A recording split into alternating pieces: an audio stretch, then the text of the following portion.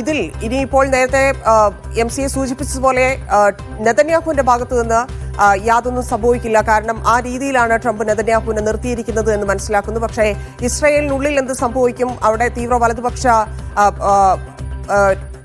കക്ഷികൾ ഏതു തരത്തിലായിരിക്കും ഇതിൽ അഭിപ്രായം പറയുക എന്നതൊക്കെ ലോകം ഉറ്റുനോക്കുന്നുണ്ട്. മാത്രവുമല്ല, ഇതിൽ പ്രയോഗിച്ചിരിക്കുന്ന ആ ഒരു സമ്മർദ്ദ തന്ത്രം, സമ്മർദ്ദ രാഷ്ട്രീയം, അതിനെ എങ്ങനെ വിലയിരുത്തണം ഈ 2 വർഷത്തിന് ശേഷം ഈ ചർച്ചയിലേക്ക് കടന്നിരിക്കുന്ന സാഹചര്യത്തിൽ?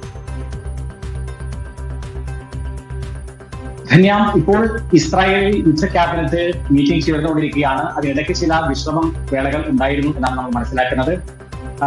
ആ ചർച്ചയിൽ പ്രധാനമായും ചർച്ചയ്ക്ക് വരുന്നത് ഈ ബന്ദികളെ വിട്ടു നൽകി, അതേപോലെ തന്നെ ബന്ദികൾ എല്ലാവരും തിരിച്ചെത്തണം.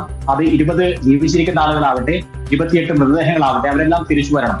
പക്ഷെ അതിനുശേഷം എന്ത് ചെയ്യണം എന്നുള്ള കാര്യത്തിലാണ് യുദ്ധ ക്യാബിനറ്റിൽ തർക്കങ്ങളുള്ളത് എന്നാണ് നമുക്ക് മനസ്സിലാക്കാൻ സാധിക്കുന്നത്.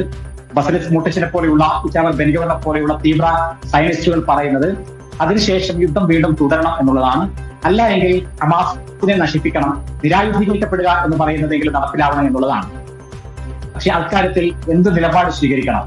വീണ്ടും ഒരു യുദ്ധത്തിലേക്ക് പോയി കഴിഞ്ഞാൽ അവിടെ ഒരിക്കലും അമേരിക്കയുടെ പിന്തുണ ഉണ്ടാവില്ല എന്ന് നെതന്യാഹുവിന് അറിയാം. എന്ന് മാത്രമല്ല, പലതരത്തിലുള്ള സങ്കീർണതകളിലേക്ക് ട്രംപ് തന്നെ പറയുകയുണ്ടായി, ഇപ്പോൾ തന്നെ ഇസ്രായേൽ ഒറ്റപ്പെട്ട് നിൽക്കുകയാണ്.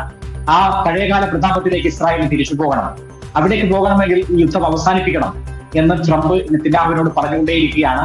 ട്രംപ് ഇസ്രായേലിലേക്ക് വരികയുമാണ്. പക്ഷേ ഇസ്രായേലിനുള്ളിലുള്ള തീവ്ര പക്ഷം, അതിൽ നെതന്യാഹുവിന് തന്നെ അദ്ദേഹത്തിന്റെ സ്വയം സർവൈവലിന് വേണ്ടി യുദ്ധം ഇങ്ങനെ തുടർന്നു പോകണം.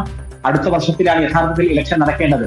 അതിനു മുമ്പ് ഈ ഒരു വലിയ കടമ്പ കടക്കുവാനും അദ്ദേഹത്തിന്റെ അഴിമതി കേസുകളിൽ നിന്ന് രക്ഷപ്പെടാനുമൊക്കെ യുദ്ധം അദ്ദേഹത്തിന് അനിവാര്യമാണ്. പക്ഷേ ആഗോള സമ്മർദ്ദവും അന്താരാഷ്ട്ര സമ്മർദ്ദവുമാണ് ഏറ്റവും കൂടുതൽ പ്രതിസന്ധി സൃഷ്ടിക്കുന്നത്.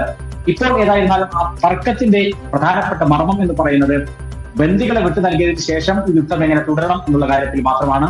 അത് തുടരണമെന്ന് ഒരു വിഭാഗം ബാധിച്ചുകൊണ്ടിരിക്കുമ്പോൾ വേണ്ട എന്ന് ബാധിക്കുന്ന വലിയൊരു വിഭാഗമുണ്ട് എന്നുള്ളതാണ് സത്യം. ഇനി ഈ അപ്രൂവലിന് വേണ്ടി ലോകമാകെ കാത്തിരിക്കുകയാണ്. ക്യാബിനറ്റ് വൈകിയും ചേരുമ്പോൾ നമുക്കറിയാം, ഇന്ത്യൻ സമയം 7:30-നാണ് ഇത് ആരംഭിച്ചത്. ഇപ്പോൾ അത് തുടർന്നുകൊണ്ടിരിക്കുകയാണ്. ദീർഘമായ ചർച്ചകൾക്ക് ശേഷം അവിടെ സുഹൈൽ, ഒരു പക്ഷേ ഈ വലതുപക്ഷ കക്ഷികൾ ഇതിനെ എതിർക്കുകയാണെങ്കിൽ അത് സർക്കാരിന് തന്നെ, ഇപ്പൊ നേരത്തെ സുഹൈൽ പറഞ്ഞതുപോലെ നെതന്യാഹു ജയിലിൽ പോകാൻ വരെയുള്ള സാധ്യതയുണ്ട്. മാത്രമല്ല, അവിടെ സർക്കാർ ഇല്ലാതാകുന്ന ഒരു സാഹചര്യമുണ്ട്. അവിടെ ഇപ്പോൾ ഗസയിൽ എത്രത്തോളം, പലസ്തീനിൽ എത്രത്തോളം ആഘോഷിക്കുന്നുവോ അതുപോലെ ആഘോഷിക്കുന്ന ജനങ്ങൾ കൂടിയുള്ള ഇസ്രായേലിനെയാണ് നമ്മൾ കാണേണ്ടത്. അപ്പോൾ എത്രത്തോളം സമ്മർദ്ദം നെതന്യാഹുവിനെ സംബന്ധിച്ച് ഇപ്പോൾ ഉണ്ടാവുമെന്നുള്ളതാണ്.